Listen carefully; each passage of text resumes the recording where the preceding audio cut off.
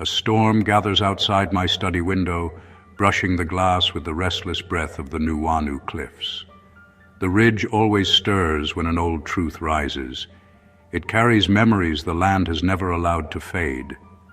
Even now, the wind moves through the valley as if searching for a name it once protected. Travelers today believe the highway is only a road, but the cliffs remember what carved sorrow into its spine. They remember the girl who listened to the land more closely than she listened to her own heartbeat. They remember the boy who believed progress would save him. They remember the night the balance broke and the valley chose to keep what grief could not release. When the rain thickens and the clouds descend, a lone woman is seen walking the edge of the pass. She does not raise her hand, yet drivers slow down. Something ancient moves with her, something the land refuses to forget. Her story begins long before the road existed, in a valley where the morning light was still gentle, and the world had not yet been divided. When you are ready, we will go there.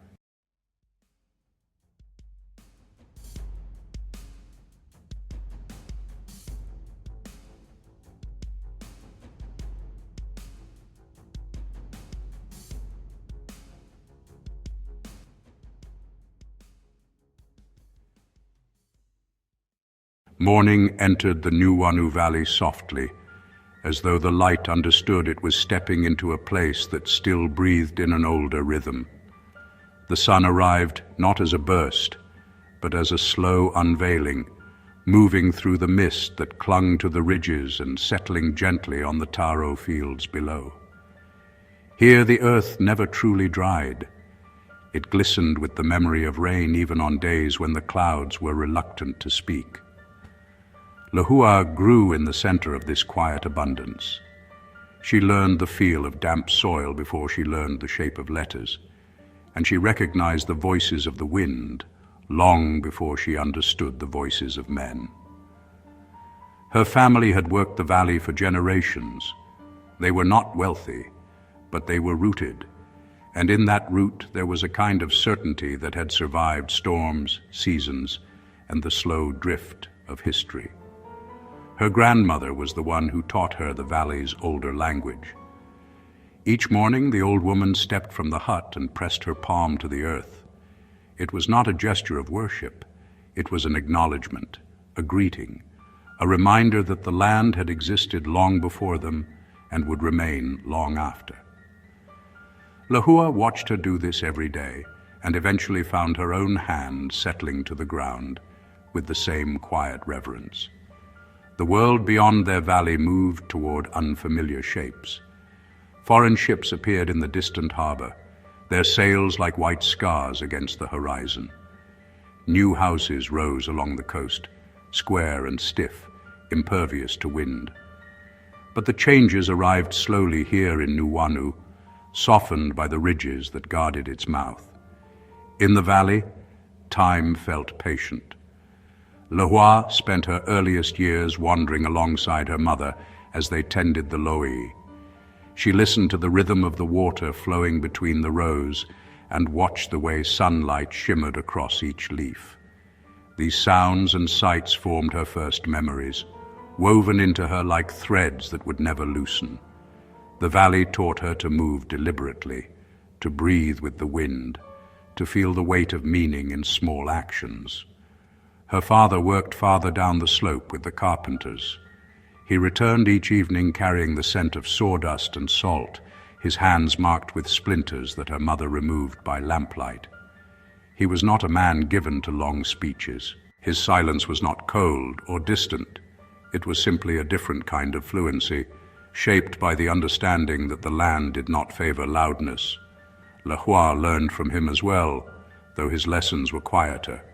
How to pay attention, how to accept the day's labor without complaint, how to hold strength without displaying it. The valley watched her grow. It watched her step barefoot along the streambed, watched her gather fallen blossoms beneath the ohia trees, watched her listen for things that most children overlooked. There was a steadiness to her, a gravity that made even the birds pause when she entered the groves. Her grandmother said it was because Lehua had been born when the wind was restless, and that such children often carried the land's attention with them. Sometimes in the early hours when the fog lay thick against the ridge, Lehua would climb the lower slopes before the workday began.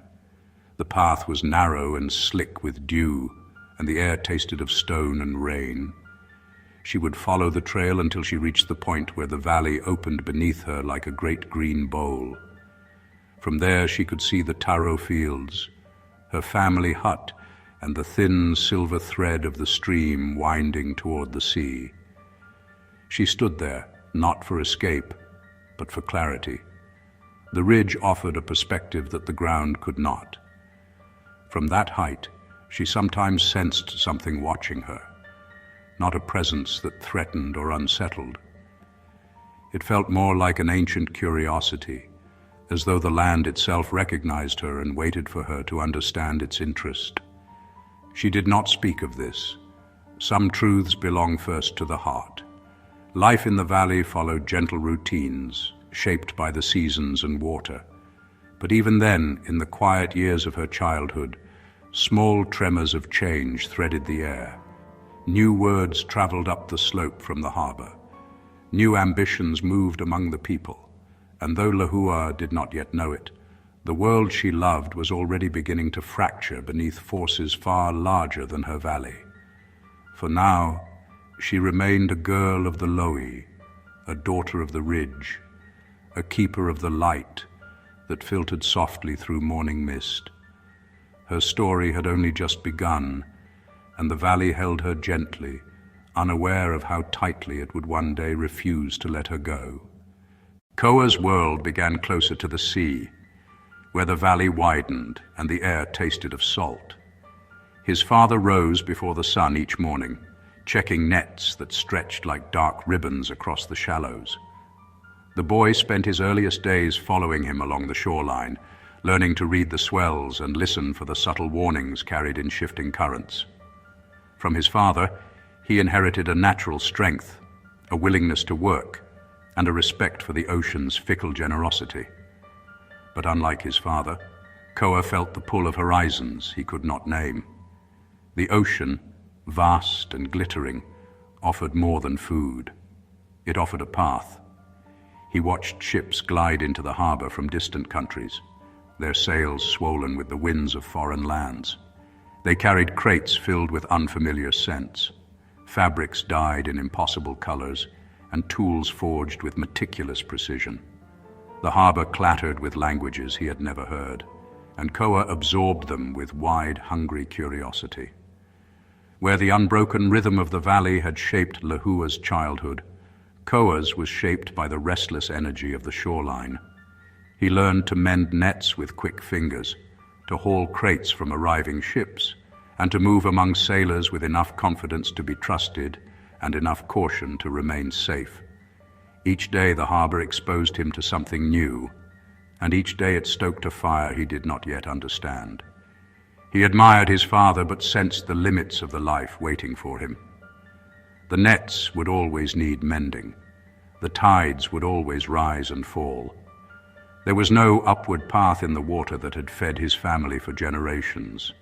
But the men on the ships carried opportunities in their pockets, coins that shimmered in the sun, papers filled with elegant writing that seemed to transform simple agreements into promises of wealth. Koa began to dream not only of providing but of rising. It was through this work that he first encountered the merchants. They were men who moved with brisk purpose, always calculating, always measuring. They took note of Koa's strength and reliability, offering him tasks that grew more significant with each passing month. He hauled their barrels, escorted their wagons, and learned the routes used to carry goods between the valleys. Koa did not yet know how deeply the merchant's language would burrow into him. He only knew that when he left the harbor at night, he carried the ghost of their world with him, their precision, their ambition, their constant hunger for control. He admired it, even when he did not fully understand it. He met Lehua during one of his trips up the valley's slope to deliver supplies. She was standing near the stream, her arms full of harvested kalo leaves, her hair tangled with mist. Koa had seen beautiful girls before, but none who seemed so firmly anchored to the earth beneath her feet. She moved with the grace of someone who trusted her place in the world. He returned the next day under the pretense of delivering additional goods, though none had been requested. Lehua's quiet strength unsettled him. It reminded him of something he did not have, something he could not learn from sailors or merchants. Over time, their meetings grew less accidental. They walked together along the stream banks. They gathered blossoms in the grove where the forest canopy filtered sunlight into scattered gold. Lehua showed him where the ridge curled like a sleeping giant above the valley. She explained which plants grew best after heavy rain and which winds signaled the arrival of certain birds.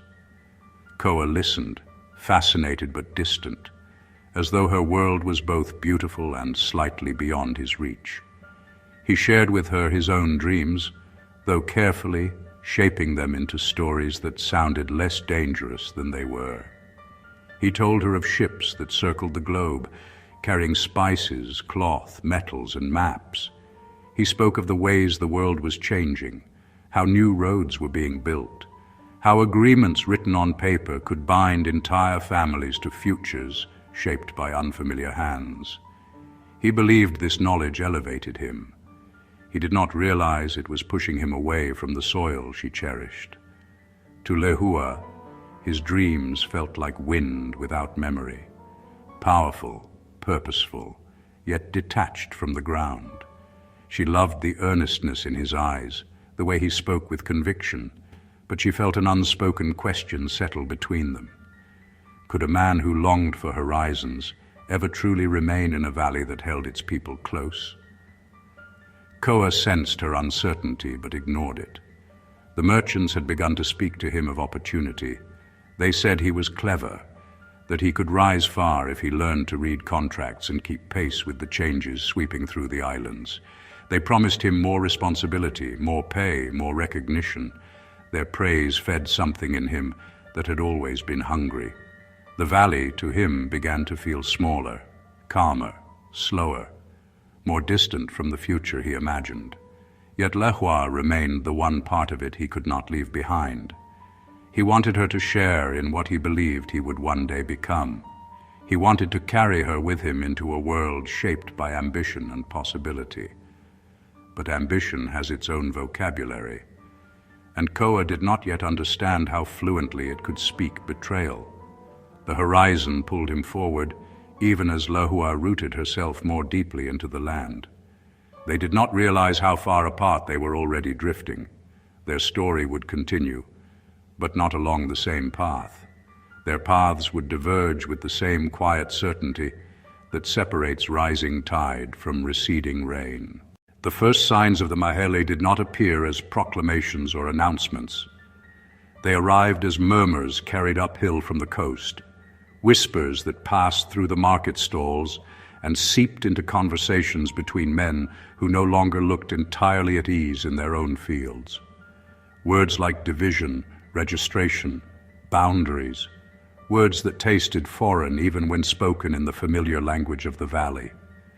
Lehua first noticed the change in her father. He returned from work with a furrow in his brow, his silence heavier than before. He sat outside the hut long after sunset, staring at his hands as though they had betrayed him. When she approached him, he would offer a tired smile, but the shadows beneath his eyes revealed more than he ever said. A few days later, men arrived in the valley with tools that looked more like instruments of calculation than of labor. They hammered thin stakes into the ground and stretched ropes between them, creating shapes that made no sense to the people who lived there. The land had never been divided by anything but natural curves and the flow of water. Now, strangers measured it, as if preparing to fold it into a map the valley had not agreed to join. Lehua watched from a distance as her father spoke with one of the surveyors. The man held a small leather-bound book filled with numbers and lines. He spoke quickly, tapping the page with a long wooden pointer. Her father nodded, though his expression remained blank, as if he understood only enough to feel uneasy. That evening, while the light sank behind the ridge, he began building a fence around their taro patch. Lehua had never seen a fence in that part of the valley. The loai belonged to the family because generations had tended them. No paper, no rope, no measurement had ever been needed. But now her father's hands moved with quiet urgency, hammering each post into the ground with a finality that unsettled the air. "Will it keep something out?" she asked gently. He hesitated before answering. It was not fear that tightened his expression, but something heavier, resignation. "It is what they say we must do," he replied, "to prove it is ours." The words felt wrong to her ears. Prove it, as if the land had ever belonged to anyone but itself, as if a fence could assert a truth older than kingdoms. She said nothing, but she felt the ridge's attention shift, as if it had witnessed a line being drawn where none should exist. Meanwhile, changes reached the harbor more quickly than the valley. Documents were posted on the walls. Meetings were held in rooms filled with men who smelled of ink and sweat.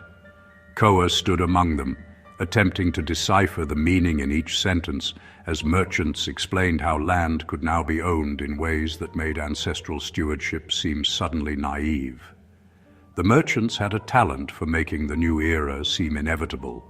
They spoke of modernity, progress, and growth. They said it was time to align the islands with the world beyond the horizon. They encouraged men like Koa to embrace opportunity, to claim land, to secure rights, to build prosperity. It sounded convincing, even righteous, under the glow of lamps and the rustle of paper. Koa did not realize that with every contract he helped deliver, every document he carried between valleys, he was becoming a courier of change that would unmake the world Lehua belonged to.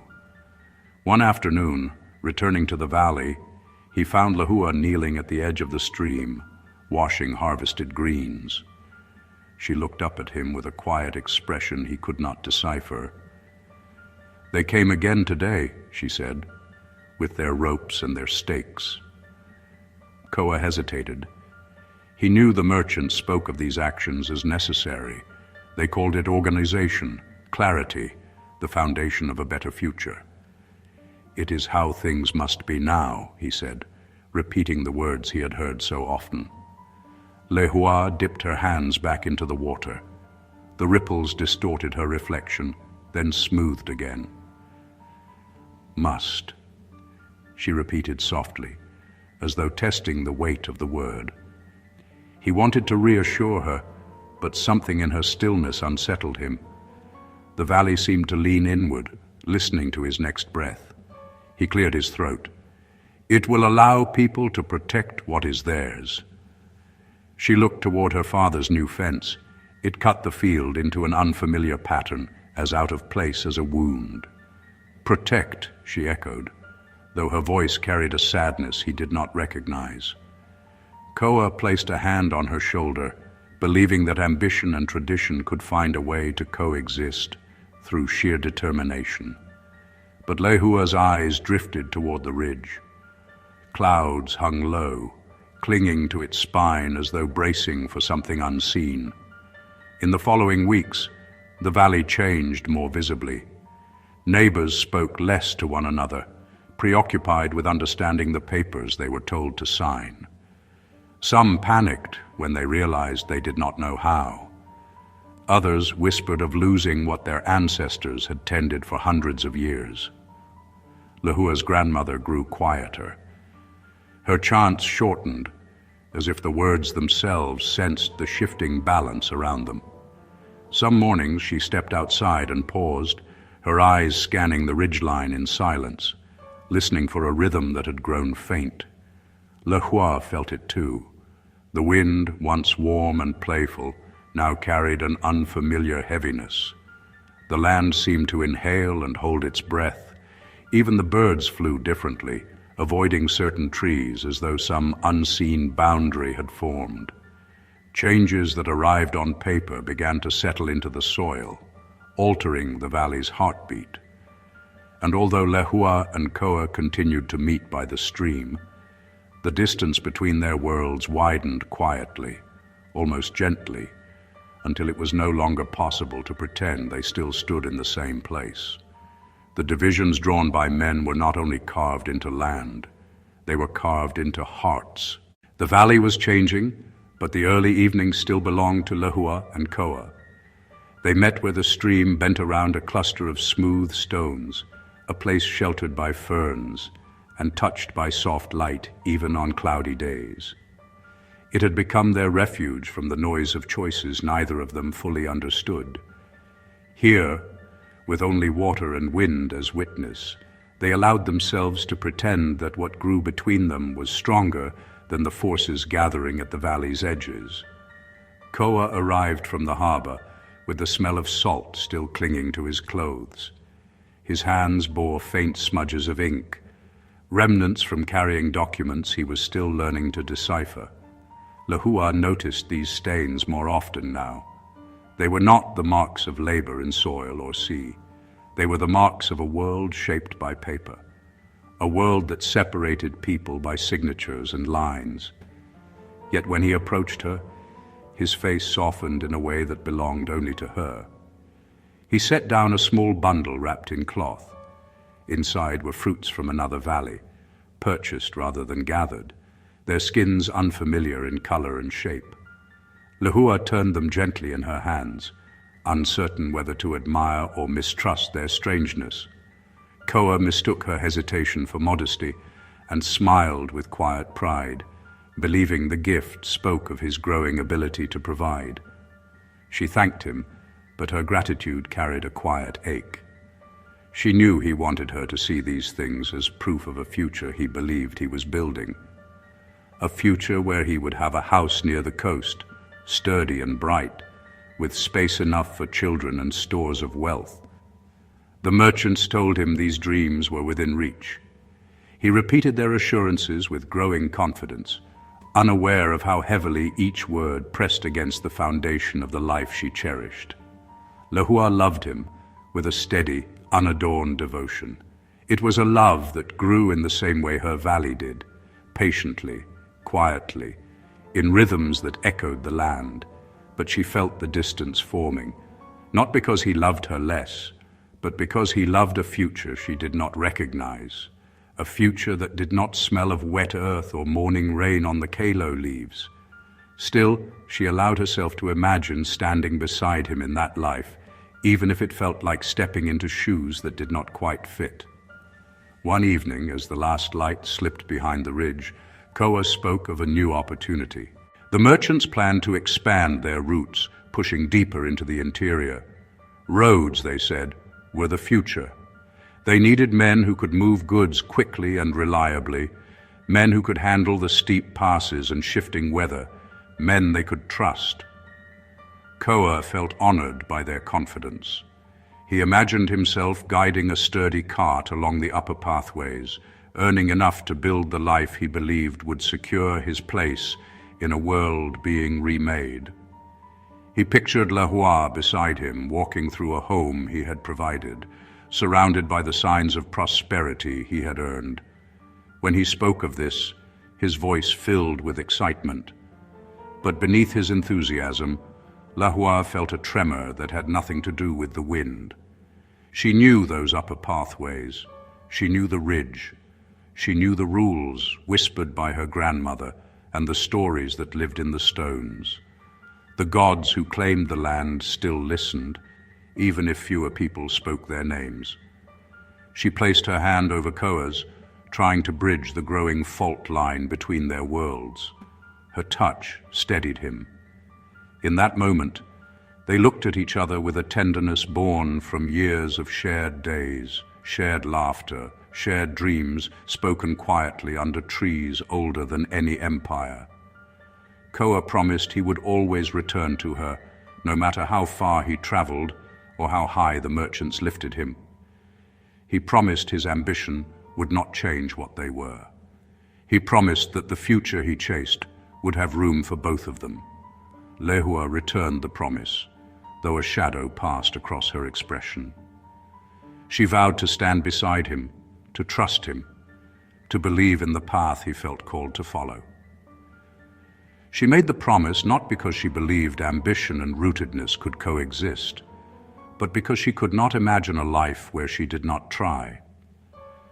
The promises they made that night were quiet and sincere, but promises made with love are not always strong enough to withstand the pressure of worlds that no longer align. The stream moved softly around the stones at their feet, carrying their words away as if the valley itself understood how fragile they were. Above them, the ridge remained still, watching, listening, knowing what they did not yet see. The future they imagined together was already beginning to bend. There are warnings that shout and warnings that whisper. Most people heed only the ones that bruise the air with obvious danger, yet the quieter ones are far more faithful. They come not from thunder or catastrophe, but from subtle changes in rhythm, a shift in wind, a pause in birdsong, a silence where life once moved without hesitation. The Nuʻuanu Valley is generous with such warnings. It has tried to guide its people for centuries, shaping its counsel in the language of rain and soil, but warnings are only useful to those who still know how to listen. Lehua heard them. She felt the weight in the breeze when the surveyors arrived. She sensed the tension in the earth each time a new stake was hammered into the ground. She noticed how the water in the stream lost a fraction of its clarity as new paths were carved through nearby hills. To her, these signs were as clear as spoken words. Koa felt them too, though differently. He mistook the tightness in his chest for eagerness rather than apprehension. He interpreted change as opportunity and silence as a pause before ascent. The valley tried to steady him with its quiet signals, but he faced outward, toward the ocean and the world beyond it, his attention captured by the promise of progress. Warnings cannot force understanding. They offer themselves with open hands. It is the listener who chooses whether to take hold. The valley whispered to both of them. It told Lehua that something vital was being unsettled. It told Koa that the path he followed required humility he had not yet learned. Neither heard clearly enough to alter the course already unfolding. There are few tragedies more profound than those that begin with gentle warnings, given freely and repeatedly, yet unheeded until they become part of the story they tried to prevent. The ridge remembers each one. The ridge above the valley had always been a boundary shaped by natural law. It dictated where men could safely walk, where rain gathered before falling, where winds changed direction, and where offerings were laid to honor the unseen. Even those who no longer practiced the old chants understood that some places demanded restraint. The Pali was one of them. But restraint is often the first casualty of ambition. Word reached the valley that the merchants and their allies intended to carve a more efficient route through the uplands. The narrow trails that wound along the ridges were too slow, too steep, too dependent on weather that refused to obey schedules. They wanted a new road, a cleaner, straighter cut that would let wagons move quickly between valleys. Tools arrived before understanding did. Iron picks, shovels, saws. Men unfamiliar with the valley's character trudged up the slope with maps tucked under their arms, believing that lines drawn on paper had the authority to alter ancient terrain. Koa took the work eagerly. It was the first step toward the position he desired. The merchants trusted him to oversee small teams, to ensure deliveries made it between valleys, to carry goods up the mountain trails. With each assignment, he stepped further from the shoreline life of his father, further from the rhythm of tides and nets, further from the world Lehua knew. He told her the work was temporary. He said the valley would benefit from improved roads. He said the future required adaptation. but when he spoke, Lehua heard only the new cadence in his voice, shaped by the merchant's vocabulary rather than the valley's. She followed him part way up the ridge one afternoon, carrying a woven basket of food she had prepared. The climb grew steeper than she remembered. The once smooth trail was carved into raw earth, the ground broken by tools that had no respect for the land's contours. Trees that had shaded travelers for generations now lay splintered along the hillside.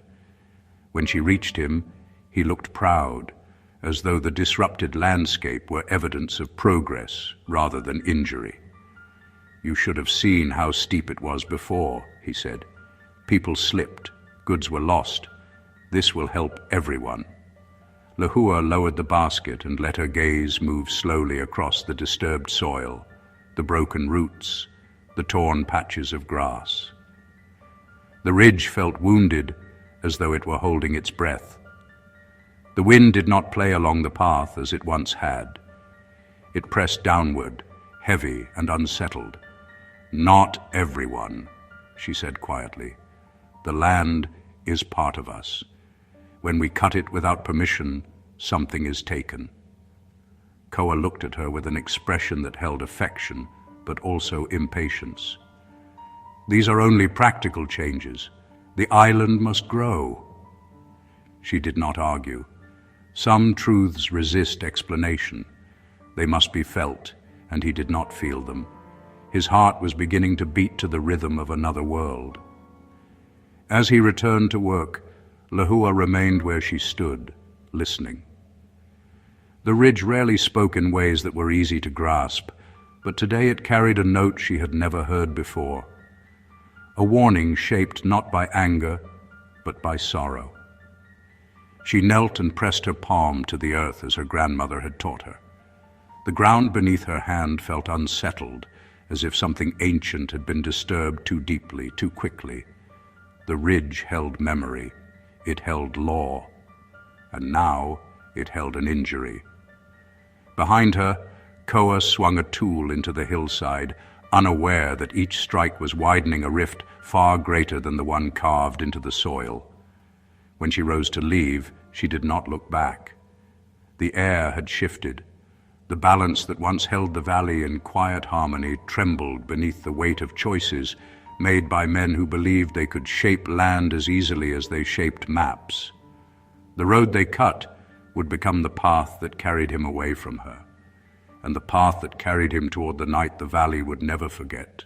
The rains returned earlier than usual that season, arriving in soft curtains that slipped through the leaves and settled around the valley with a quiet persistence.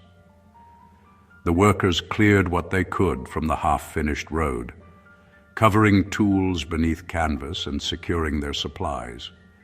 When Koa came down the slope at dusk, his clothes bore the scent of wet iron and clay. He carried something wrapped in cloth, tucked carefully beneath his arm. Lehua noticed it before he reached her. Its colors peeked through the folds, warmer and brighter than anything the valley's dyes could produce. She felt the valley shift around her as he approached, not in threat but in caution, as though the land itself sensed the gap widening between the world she inhabited and the world beginning to consume him. He held out the bundle with a hopeful expression. "This is for you." Inside was a length of fabric dyed in rich shades of crimson and indigo, patterns stitched with thread so fine it caught the evening light. It was beautiful in the way foreign things often are, polished, intricate, precise. It felt distant from the valley, as if carrying with it a breath from another country entirely. Lehua ran her fingers along the cloth. The texture was smooth, almost impossibly so. It held none of the familiar irregularities of hand-woven kapa. It had no scent of bark or blossoms. It was quiet, but not in the way the valley was quiet. It was silent in a way that felt empty. Koa interpreted her hesitation as awe. "The merchants brought it from the far north. They said it's rare, expensive. I thought of you when I saw it." He said the words with sincerity, and yet they struck her as painfully unfamiliar. She looked down at the cloth and felt something shift inside her. Not anger, not disappointment, but a subtle ache. A recognition that the gulf between their desires was no longer abstract. "Thank you," she said softly, because gratitude was easier than honesty. He smiled, reassured. To him, the gift symbolized progress, prosperity, a life lifted from the limits of their birthplace. He imagined her wearing it in a home far from the constraints of mud and taro, surrounded by signs of the future he believed would protect them both. But the cloth weighed differently in her hands. It carried no memory of her grandmother's voice, no imprint of the ancestors, no whisper of rain or ridge. Instead, it seemed to carry the faint echo of the world reshaping the island. Contracts, roads, boundaries, measurements. A world that pressed itself into the land without asking permission. The valley shifted again, and Lehua noticed it. The wind, usually gentle as it moved through the grove, felt dense, as though watching the exchange with wary eyes. Koa did not sense it. He talked of the progress on the road, of the trader's praise, of how he was being trusted with more than simple hauling. He spoke quickly, eager to draw her into his vision. She listened, though her thoughts drifted like mist toward the ridge, toward something heavy gathering in the soil. "You should come see the road again soon," he said. "It is nearly ready for cart routes. Once it's finished, I'll have regular work. I can start saving for more." More for what? More for whom? She admired his dreams, but they did not fit her spirit. They felt like garments sewn for someone else. She folded the cloth carefully and cradled it against her chest. "I am happy for you," she said. It was not untrue, but it was incomplete. She was happy for his opportunities, but fearful for what they demanded in return. He placed his hand over hers, misreading the weight in her expression as fatigue. "Everything will get easier soon," he said. "You'll see." She nodded, though she felt the opposite. The valley had grown unsettled. The stream, normally vibrant, had become cloudy at its edges. Birds no longer flew low over the newly cut slope. Even the insects had grown quiet, their usual hum replaced by a stillness that seemed to gather under the skin of the land. Later that night, Lehua placed the cloth beside her sleeping mat. In the dim lamplight, it looked beautiful, but also strangely out of place, like a bird resting in a nest that was not its own. She lay awake, listening to the rain tapping against the roof, listening to the quiet breath of the valley, listening to the ache beneath her ribs. The gift, meant to express love, had revealed something neither of them dared name. Koa was rising toward a world that valued paper over prayer. Lehua was sinking deeper into the land that valued remembrance over ambition. They still loved each other, but their worlds were becoming misaligned, and the ridge, ancient and watchful, felt the imbalance growing. It held its counsel, waiting for the moment when the consequences of that imbalance would spill into the night. Forgetting is rarely sudden. It does not arrive with thunder or collapse. It begins quietly, with a single unheeded gesture. A boundary was stepped over without reflection. A custom abandoned because it no longer fits neatly into the shape of progress. A gift accepted without understanding its cost. Nations forget, families forget, individuals forget. But the land does not. The ridges above Nuʻuanu have endured far longer than the generations that have called the valley home. They have watched entire belief systems bloom and fade. They have witnessed alliances forged in good faith and shattered by ambition. They have seen how quickly people loosen their grasp on the practices that once shaped their survival. The Mahele changed more than the distribution of soil. It changed how people understood themselves. Land that had once been tended as breath and ancestor became something that could be owned, claimed, sold, or lost. A sacred relationship became a transaction. And with every transaction came a quiet forgetting. Forgetting is not simply the absence of memory. It is the erosion of connection.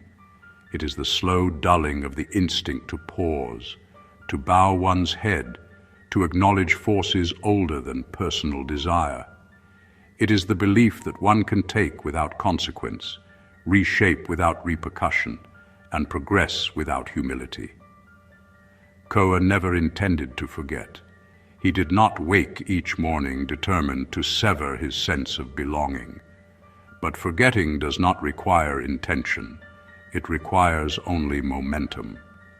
The world beyond the valley offered him a future that glittered with possibility, and possibility has a way of dulling the memory of where one began. Lehua did not forget. Her memory was the kind that roots itself, the kind that listens even when no words are spoken. Her understanding was woven through her bones, shaped by the hands of her grandmother and the soil of the valley. But memory without companionship becomes a burden. She carried the truth alone while the world around her reached eagerly towards something new. The ridge felt the imbalance between them growing. To the land, imbalance is not merely uncomfortable, it is dangerous.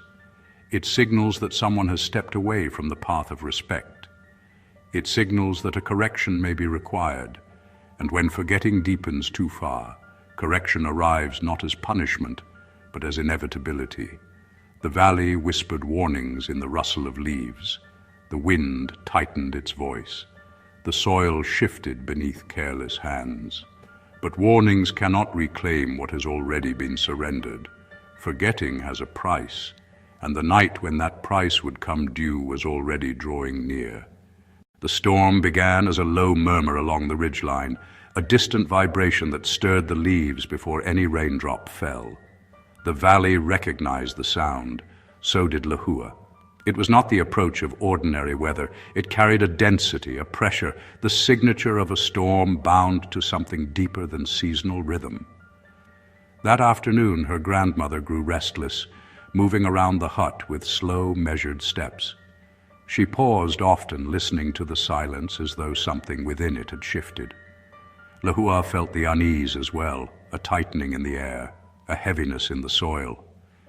Even the birds seemed unsettled, abandoning the trees earlier than usual and flying low across the valley floor. By nightfall, the first sheets of rain began to fall, steady and cold. The wind gathered strength, circling the valley's mouth with unusual determination.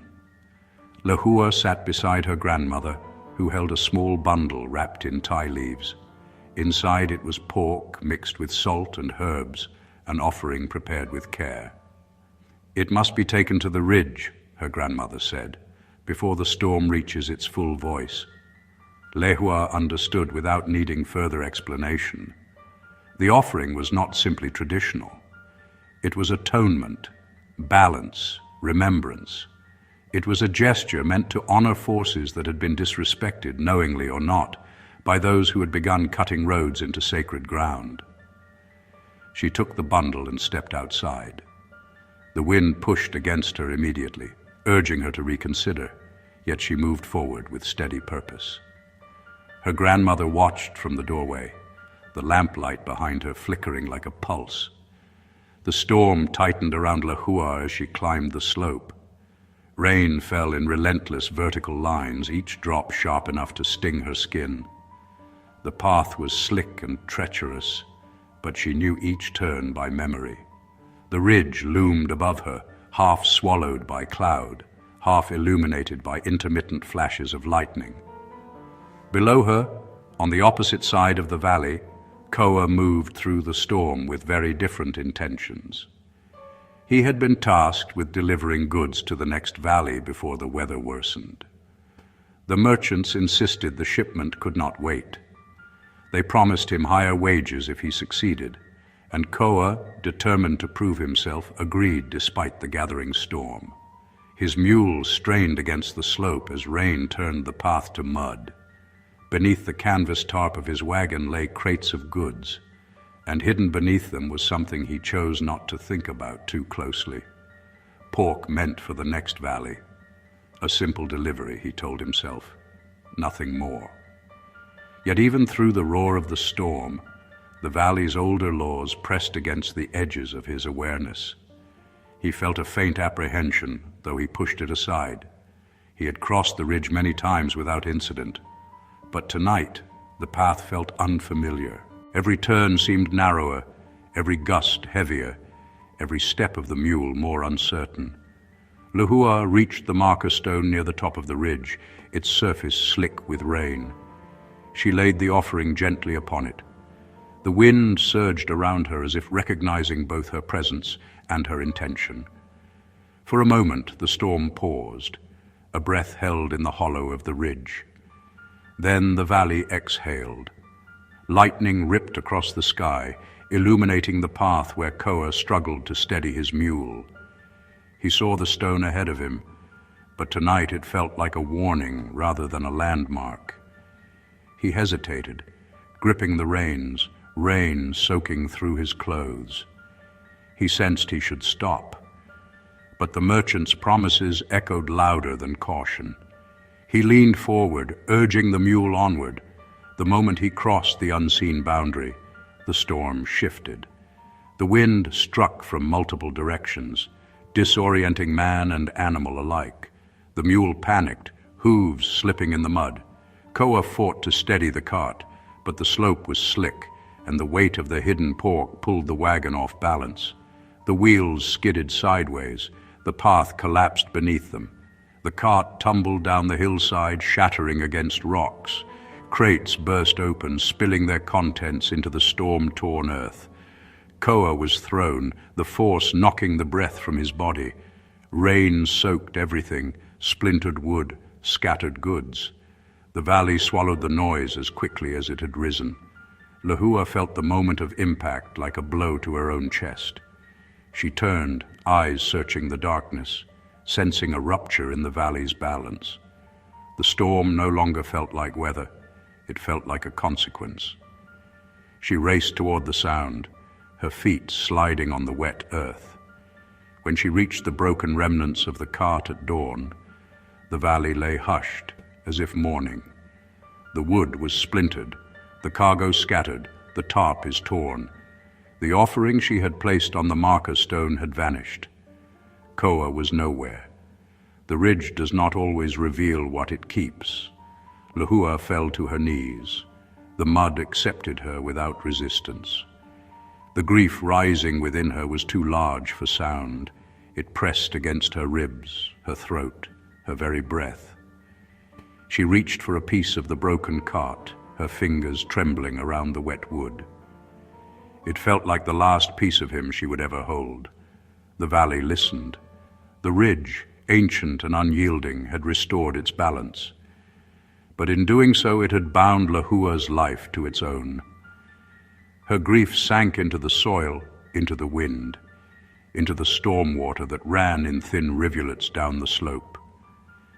Something within her shifted, not in anger, but in a sorrow so profound it altered the way the valley breathed. The woman who would one day walk between storms began here, in the quiet aftermath of a night the valley would never forget. The sun climbed slowly after the storm, its light diffused through lingering mist that clung to every branch and stone. A hush settled over the valley, the kind that follows a great upheaval. The birds did not return to their morning songs. The breeze did not move with its usual curiosity. Even the stream flowed more softly, as though carrying grief instead of water. Lehua remained kneeling beside the broken cart long after the day brightened.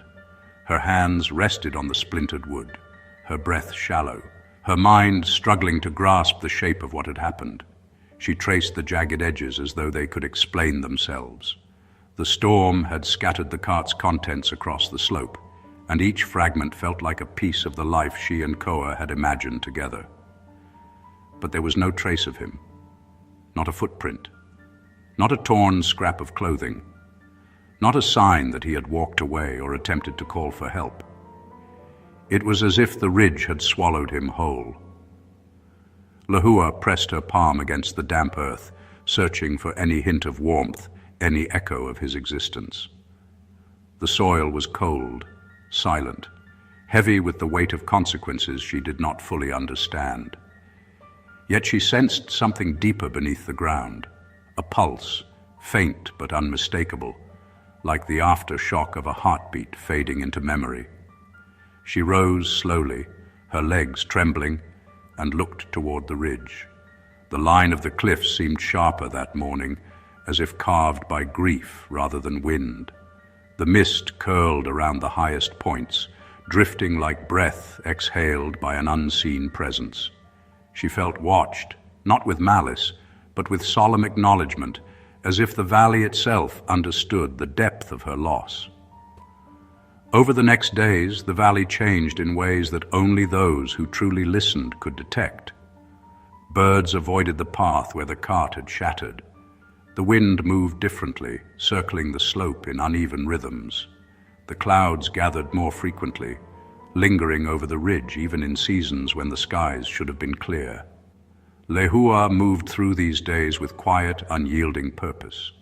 She tended the taro fields as she always had, though her movements were slower, as if her limbs were weighed down by invisible hands. Her mother watched her with worry. Her father's silence, born of helplessness, grew heavier still. Her grandmother, frail and wise, said nothing because she understood that grief of this magnitude belonged not to words, but to endurance. At night, Lehua dreamed of the ridge. Sometimes she saw Koa standing among the clouds, his silhouette blurred by rain. He did not speak. He did not move. He simply watched her with an expression she could not decipher. Other nights she dreamed of the land itself, toes of rock curling into the earth, ribs of mountains rising toward the sky, the valley breathing like a living creature. These dreams left her waking with the sense that she had brushed against something ancient, something that held both memory and judgment. One dawn, Lehua followed an impulse she did not question. She climbed the ridge with careful steps, carrying small offerings in a woven basket, flowers, shells, a bit of fish wrapped in tea leaves. None of it was extravagant. It did not need to be. When she reached the marker stone, the air tightened around her. She knelt and placed each offering with deliberate gentleness, whispering a prayer without fully knowing the words her mouth shaped. The wind slowed. The mist parted slightly. The valley seemed to lean inward, listening. She returned the next morning, and the next. Every day the offerings vanished overnight, not scattered, not eaten, but removed with quiet precision. This disappearance felt less like consumption and more like acceptance. Villagers took notice of her climbs. Some whispered that grief had turned her mind thin and fragile. Others believed she had stepped into a role none of them dared to name. Children avoided her path. Elders bowed their heads when she passed. But Lehua did not seek attention, nor did she shy from it. She simply followed the pull within her, a pull that felt as though the ridge itself had reached inside her chest and placed its hand over her heart. Months passed. Seasons shifted. Her grandmother's health faded, and Lehua sat beside her whenever she could, holding the thin, cool hand of the woman who had taught her to listen to the land. When her grandmother took her final breath, the wind outside the hut rose in a brief, gentle swell, brushing the thatch roof with the softness of a farewell. Lehua understood that another thread had been added to the web that bound her to the ridge. After the burial, she stood at the edge of the valley, looking toward the cliffs. She felt a quiet certainty settle within her. She was no longer merely a daughter of the valley. She had become its witness, its servant, its voice. And though she did not yet know it, she was also becoming its echo. The grief that had hollowed her was reshaping her. It stretched through her limbs, wrapped itself around her breath, and anchored her to the land more deeply than any ritual ever could. The valley had claimed her gently, but completely. She began waking before dawn, climbing the ridge before anyone else stirred. The mist parted around her as though recognizing her. The wind no longer struck her face. It moved with her, beside her, through her, as if she had become part of its path. The villagers spoke carefully now when her name was mentioned. Not out of fear, out of reverence. But the ridge did not call her Lehua anymore, not in the dreams, not in the hush of the wind, not in the shifting mists. It called her something closer to what she would become, a keeper of sorrow, a bearer of balance, a presence bound to storm and memory. It called her the woman who walks between storms. Sorrow speaks in a language older than any kingdom, older than the first names etched into stone, older even than the ridges that watch over Nuʻuanu. It does not shout. It does not bargain. It settles into the body the way rain settles into earth. Quiet at first, then deep, then permanent. Lehua learned that language without choosing to. Koa learned it in the final instant. The ridge kept him. The valley learned it as it absorbed the echo of their parting. I have watched many kinds of grief. Some burn quickly like fire fed by dry branches. Others sink slowly, expanding through the years like water finding its way into every hidden crack. Lehua's sorrow belonged to the second kind. It was not violent. It was patient. It reshaped her as thoroughly as rivers reshape stone. Sorrow, when carried long enough, becomes its own form of understanding. It clarifies. It exposes what has always been true, and it binds the living to forces they do not always recognize. The valley responded to her grief because it understood her devotion. She had loved the land with the same steadiness she had given to Koa, and the land, unlike the boy, did not pull away. It gathered her sorrow the way the earth gathers fallen leaves, transforming loss into something sacred. People often believe sorrow weakens those it touches, but sorrow, when met with reverence, creates a different kind of strength. A quiet strength, a strength rooted not in defiance, but in endurance.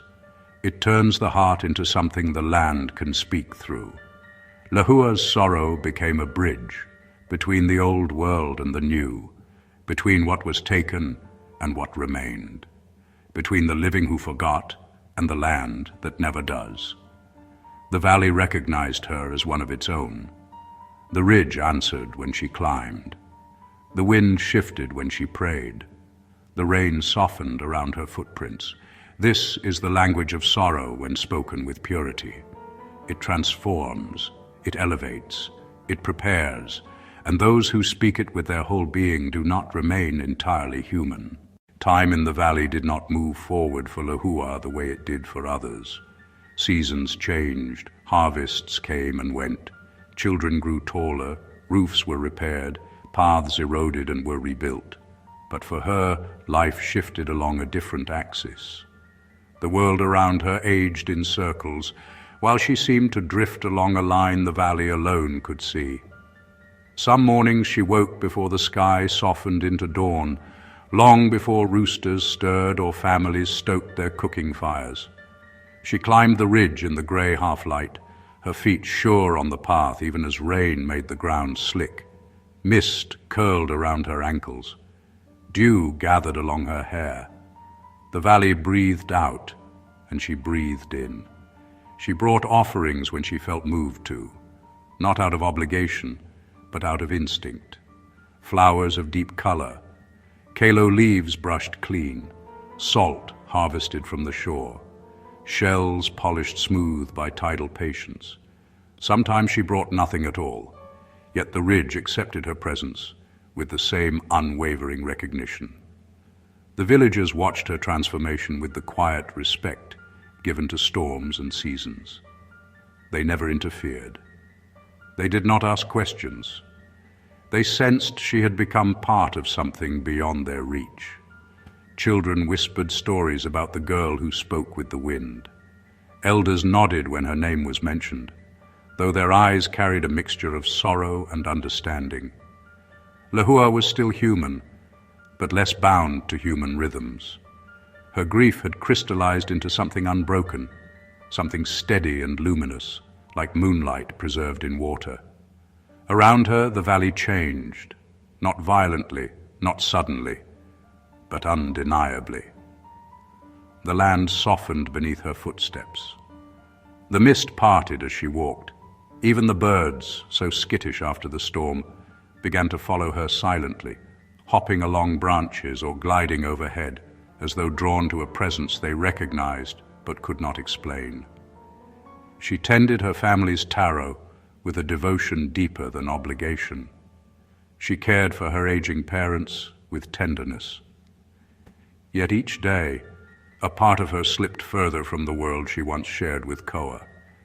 His memory lingered inside her not as pain, but as a shape, a hollow carved into the center of her being. She did not fight this emptiness. She accepted it. She honored it. It had become her companion. Her family noticed her gentle drift into solitude.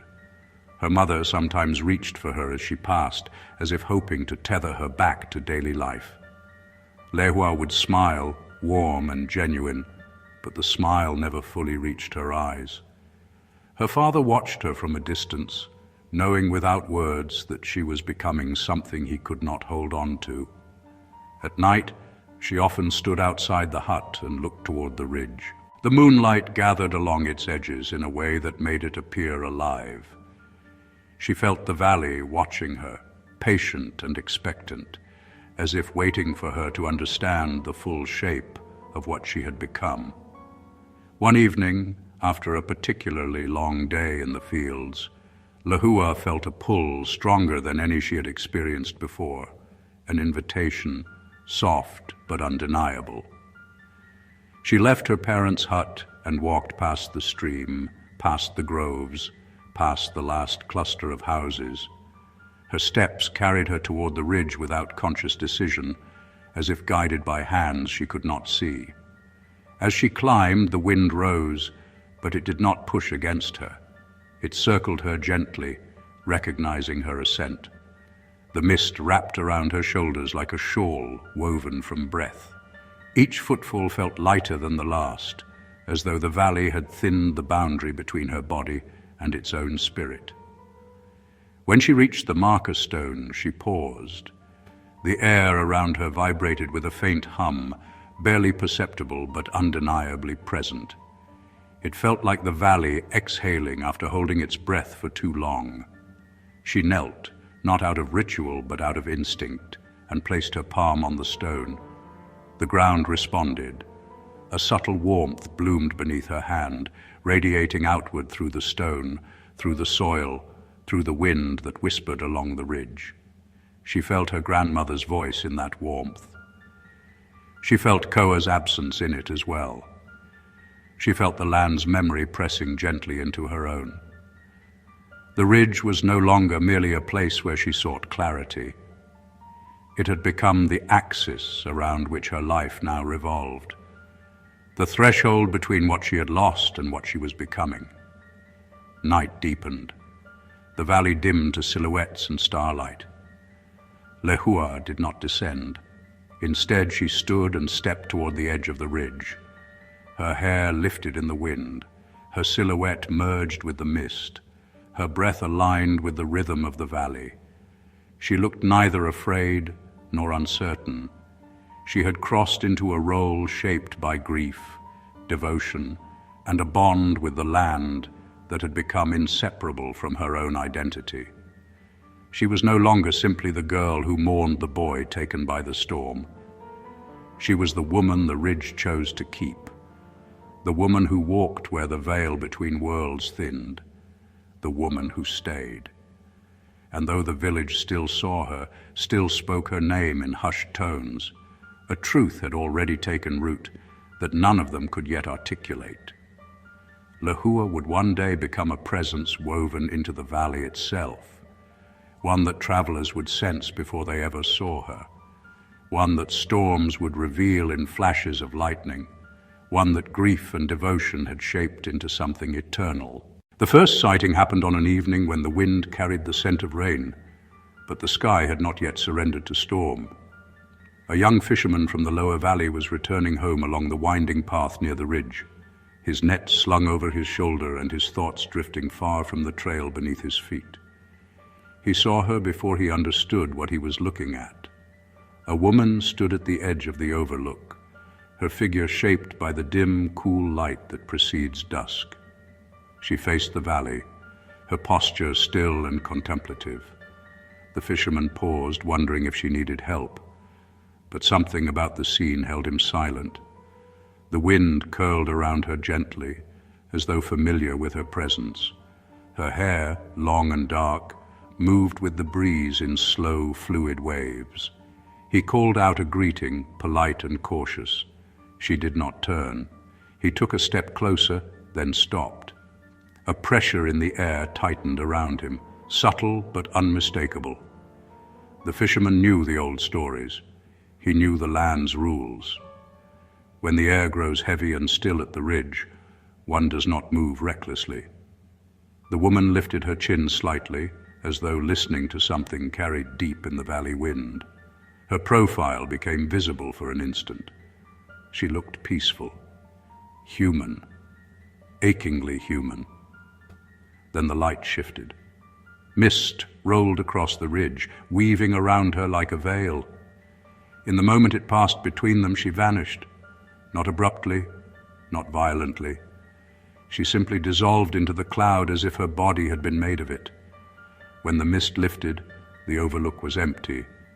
The fisherman hurried home, clutching his net with trembling hands. He spoke of the woman who appeared in the wind, who stood where no one should stand alone, who vanished without a sound.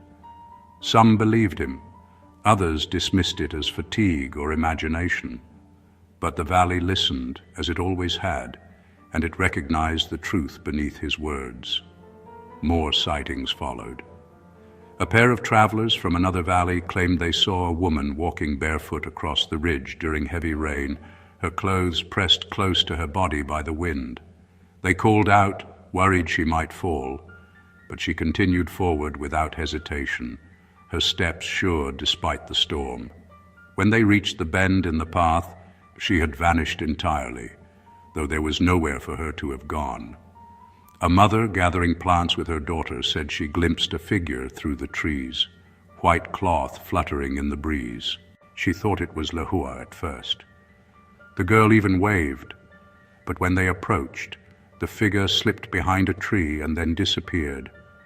Later, when they returned to the village, they learned Lehua had not left her family's hut that day. Whispers began to circulate. Some spoke of a guardian, others of an omen, a presence that walked the ridge when storms approached, appearing only long enough for travelers to pause and question whether the path ahead was safe. Those who turned back often found landslides on the slope the following day. Those who continued forward without acknowledging the presence sometimes returned shaken, speaking of sudden winds that pressed against them like hands. Lehua heard the whispers, but she did not explain. She carried water, tended the fields, and cared for her parents with patient devotion. Yet the valley watched her with a new awareness. Her movements had grown more deliberate, her silences deeper. The wind often shifted direction when she passed, as if adjusting its path to follow her. Some nights, villagers saw her silhouette on the ridge long after sundown, though no one had seen her leave the village. At first, they thought the sightings were mistaken. But as the years passed, the boundaries between Lehua's life and the valley's spirit blurred so gradually that few realized when the woman they knew became the presence they spoke of. The sightings continued, each one consistent in one detail. The woman never spoke. She only stood or walked or listened. Her presence was neither threatening nor comforting. It was simply inevitable. A reminder woven into the land, a breath beneath the storm. Travelers began to adopt small rituals. They slowed their steps near the ridge. They offered silent apologies. They left flowers or food at the marker's stone. They whispered words to the wind, asking permission to pass. and the valley responded. Storms shifted, paths cleared, accidents were prevented, warnings were given. The villagers did not yet say her name aloud in these moments, but they felt her presence in every choice they made along the ridge. They sensed that the woman who appeared in storms was not a stranger. She was the woman who had stayed when grief tried to hollow her. She was the woman the valley recognized as its own. She was the woman shaped by memory and loss. And though Lehua remained alive among them, the valley had begun gently rewriting where her story belonged. Years passed with the quiet persistence of rain carving its signature into stone, and Lehua's presence began to slip between the layers of everyday memory, settling into the kind of truth people accept without fully understanding. She lived among the villagers, yet her life no longer moved in tandem with theirs. Time touched her differently. She did not age in the way others did. Her face remained calm, unmarked by the deep lines of worry or laughter that shaped those who measured their days by harvests and family milestones. Her eyes held a depth that startled those who met them too long, as if she were watching something far beyond the horizon they shared. Her movements were slow, deliberate, as though every gesture carried meaning not visible to others. The villagers did not speak openly of this change, but they adjusted around it. They treated her with careful respect. They stepped aside when she passed. They listened when she spoke, though she spoke rarely. When she offered help, they accepted it with hands slightly trembling, unsure whether they were receiving assistance from a woman or a spirit wearing the shape of one. Lehua felt the shift within herself as well. She could still work the fields, though she grew lighter in her endurance, as though the earth carried part of her weight. She could still tend her family, though her touch sometimes felt cool even in the heat of summer. She could still climb the ridge, though the air thinned not for her but around her, parting as if making space. Her parents passed into the earth with quiet dignity. Her father first, his breath fading as he lay in the hut he had built with his own hands. Her mother followed seasons later, her final words soft prayers offering Lehua comfort the valley itself had already given her. With their passing, the last human ties that held her fully to earthly rhythm began to loosen. She grieved them, but not in the sharp, overwhelming way she had grieved Koa. That grief had already reshaped her into something that did not fracture easily. Instead, her sorrow for her parents flowed into the valley like a stream joining a river. She visited their resting place daily at first, then weekly, then only when she felt the wind tug gently at her sleeve. The villagers cared for her as best they knew how. They brought food, wove mats, and kept her hut in repair. They spoke her name with reverence. They taught their children to offer respect to her, though they could not explain precisely why. But there were signs anyone could see. Animals no longer startled in her presence. The wind shifted direction when she stepped outside. The rain softened around her, falling lightly on her shoulders, even during storms. The mist parted whenever she walked through it, revealing paths invisible to others. These changes were noted, but never questioned. The people of Nuʻuanu understood on some instinctive level that their valley was woven with stories older than the language of laws. Lehua had become part of that older tapestry. Sightings along the ridge continued, but they carried a new character. Travelers described a woman appearing not only in storms, but in moments of near disaster. A cart on the verge of tipping, a child wandering too close to the cliff's edge. A sudden gust threatens to tear loose a traveler's footing. In each instance, the woman appeared briefly, a flicker of white among the grey, her presence arresting enough to make the traveler pause, long enough for danger to pass. She did not touch. She did not speak. She did not intervene directly. She simply appeared and disappeared, leaving behind a silence that felt like a warning and mercy intertwined. As generations shifted, stories emerged describing her not as Lehua, but as a guardian of the ridge. Some believed she protected the valley. Others believed she punished disrespect. A few whispered that she was the embodiment of the land's grief, walking eternally between this world and the next. Lehua herself felt these shifts, but did not resist them. She no longer moved with human certainty.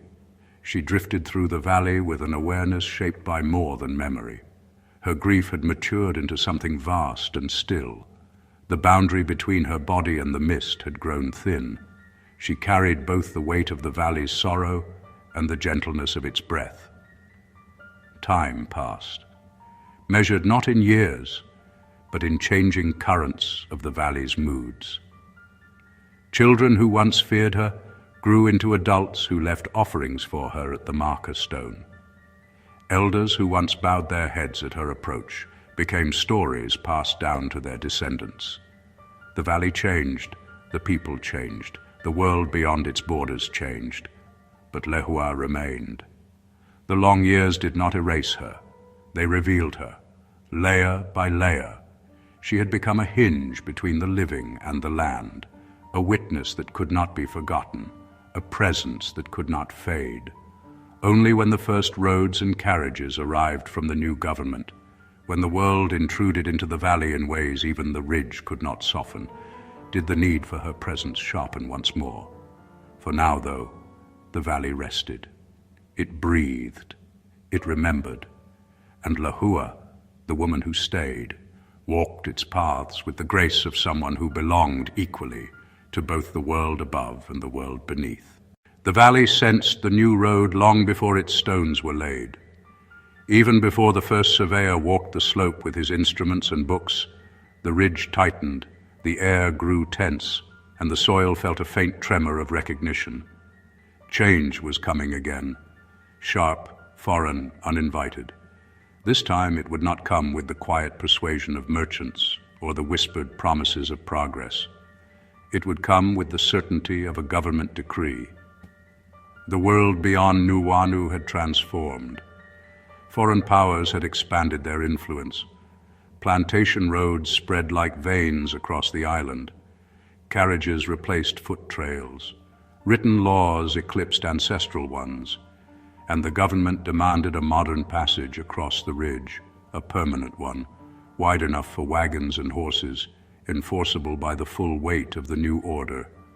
The valley braced itself.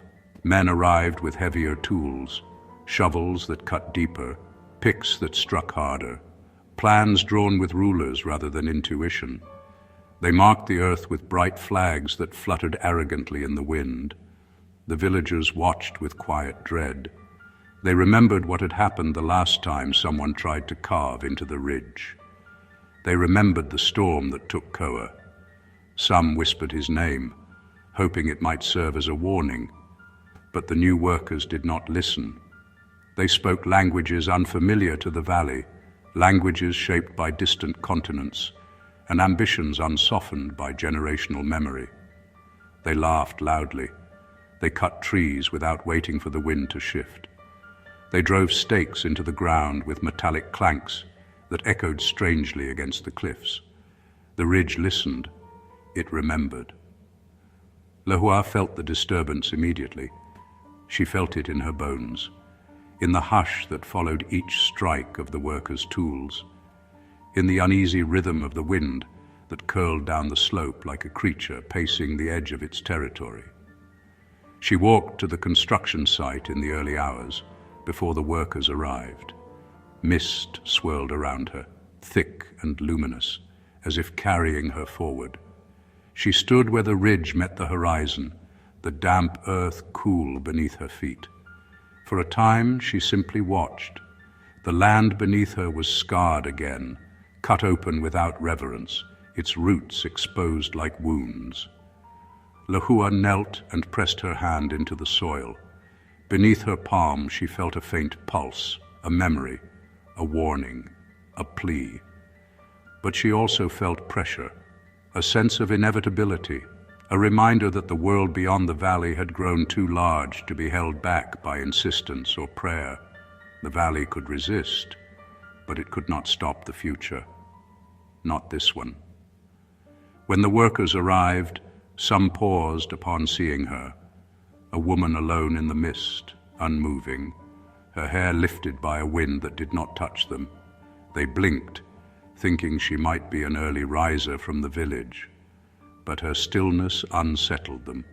Her eyes, calm and dark, held none of the fear or resentment they expected, only comprehension, only sorrow. One man called out to her, his voice echoing sharply against the ridge. She did not turn.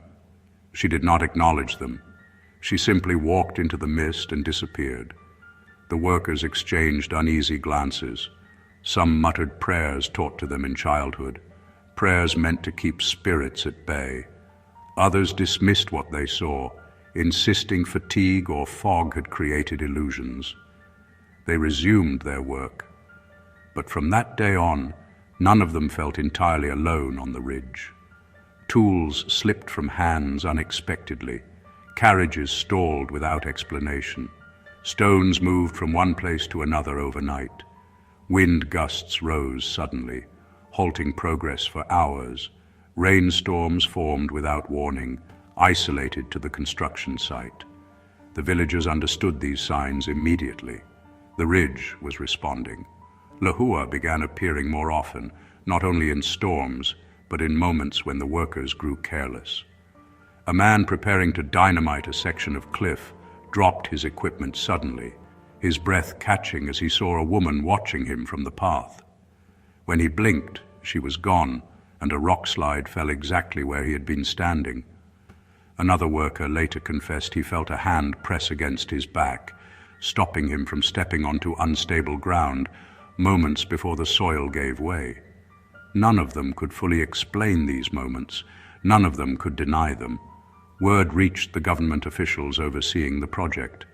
They called it superstition, a childish response to stress, yet they could not ignore the mounting delays. They sent supervisors, engineers, inspectors. None stayed long. There was something in the air on the ridge that felt wrong to them, heavy, expectant. Through it all, Lehua did not intervene directly. She did not disrupt their tools. She did not speak. She did not strike. She simply appeared at the moments when the ridge's laws were closest to breaking. Her presence was a thorn and boundary, a reminder of the balance the valley still demanded. Years passed this way, the road inching forward with stubborn insistence. The workers changed. The tools improved. The government persisted, and each time the ridge trembled with anger or sorrow, Lehua was there, not as a guardian of progress or tradition, but as something older, a witness, a reminder, a hinge between worlds. When at last the road was completed, wide enough for wagons and later for automobiles, the valley exhaled a long, uneasy breath.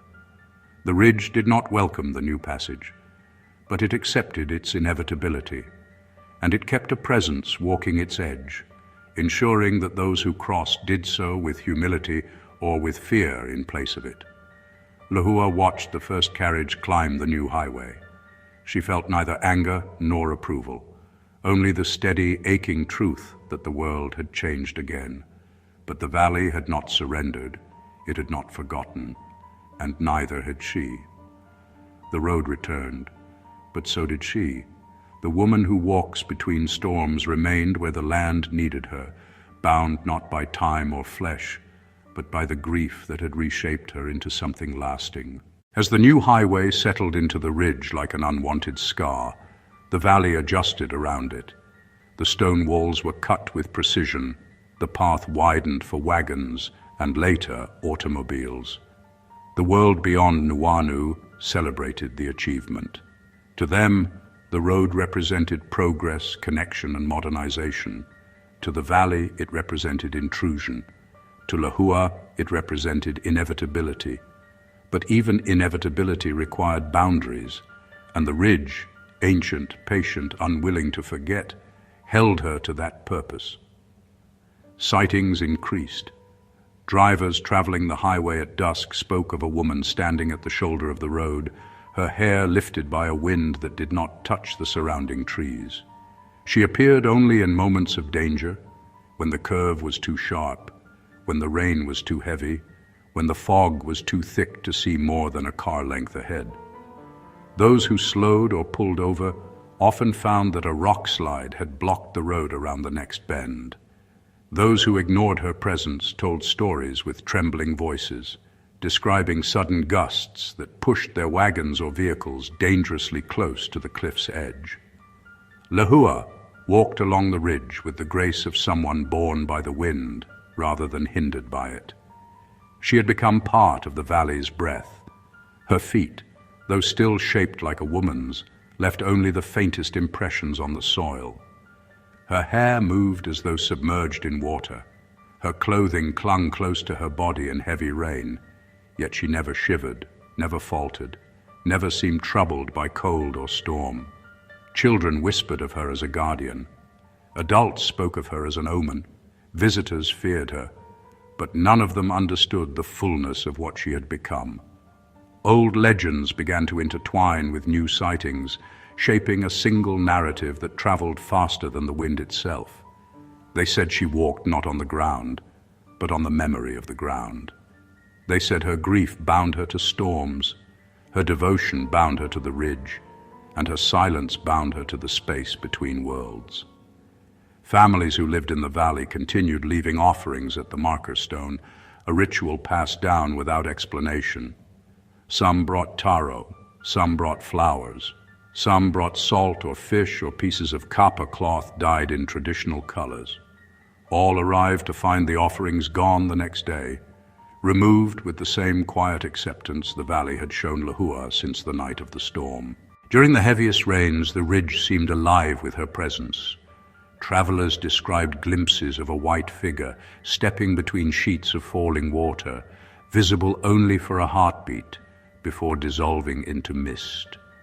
Others claimed they heard footsteps behind them when the road was empty, or soft breathing carried by the wind, or the faint rustling of fabric even when the air was still. But perhaps the most unsettling sightings came from those who looked into the rearview mirrors of their carriages or early automobiles and saw a figure seated silently in the back seat, only to vanish when they turned around. The valley did not mean to frighten. Lehua did not mean to warn with dread. The ridge did not mean to intimidate. But sorrow, when woven into land, does not express itself in gentle ways. It is honest, even when honesty is sharp. Lehua did not choose these manifestations.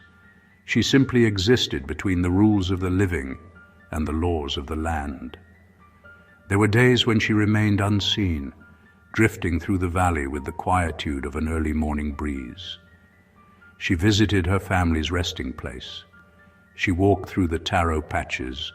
She traced the path along the stream, but her shape blurred at the edges, as though even the air struggled to hold her fully. Her presence was strongest where memory was strongest. The ridge, the overlook, the narrow bends where storms gathered. Some nights the valley's children listened to their elders telling stories of the woman in the wind. The elders never spoke her name. Names hold power, and none dared to call her back into the confines of the identity she had long outgrown.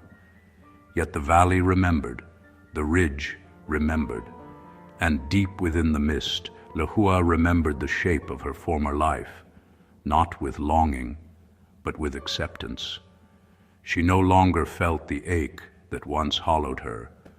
Her grief had been absorbed into the land, made into something the storm could carry without breaking. Her love had grown into a presence that neither time nor change could erode. She was no longer bound by the beat of a human heart.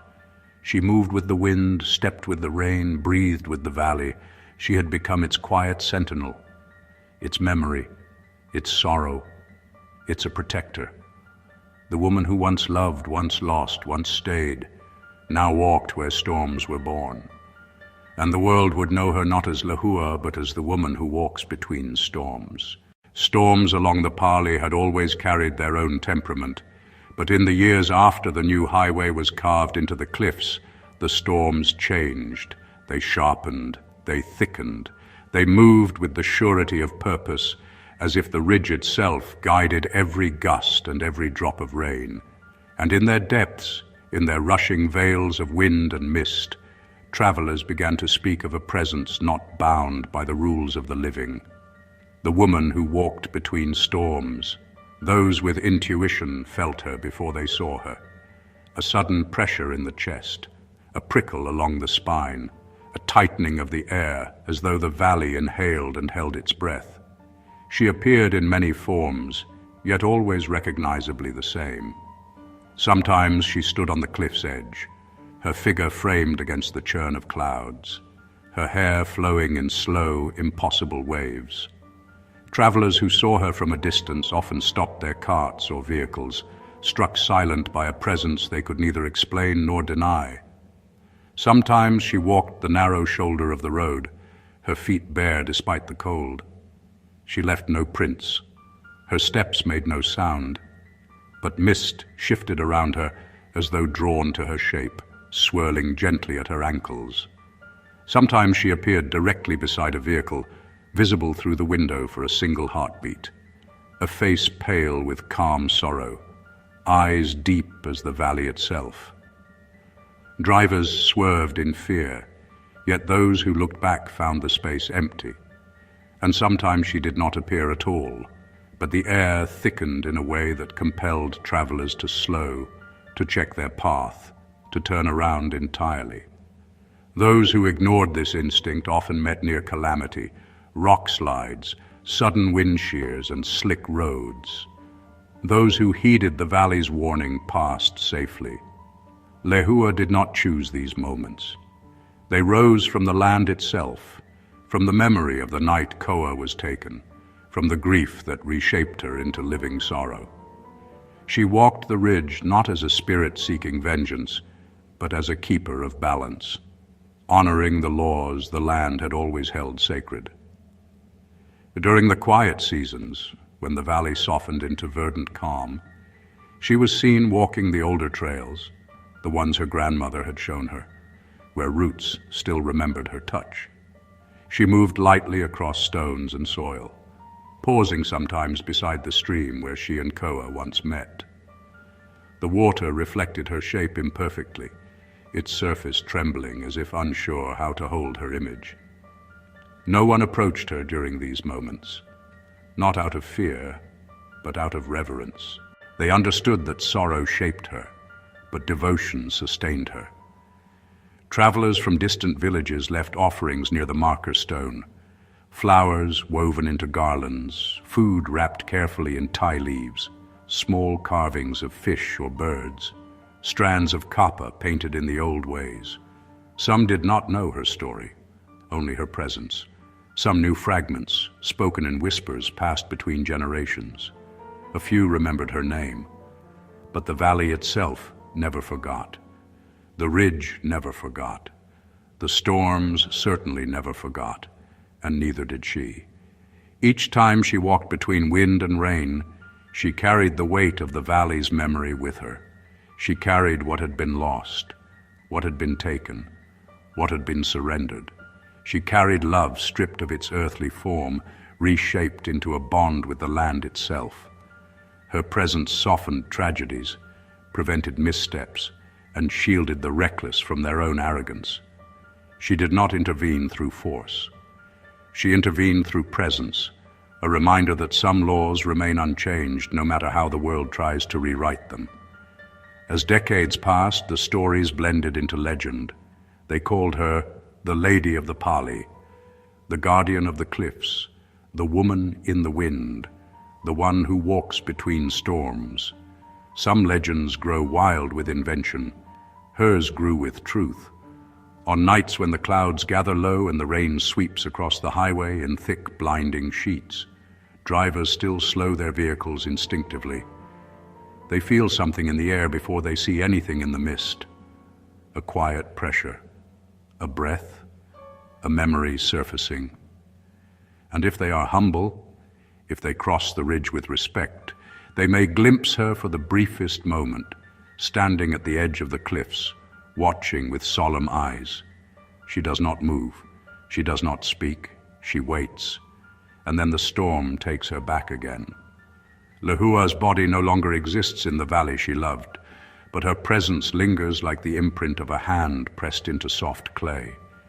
She remains where she is needed, where the land once cried out in pain, where grief tore through storm and soil and remade her into something eternal.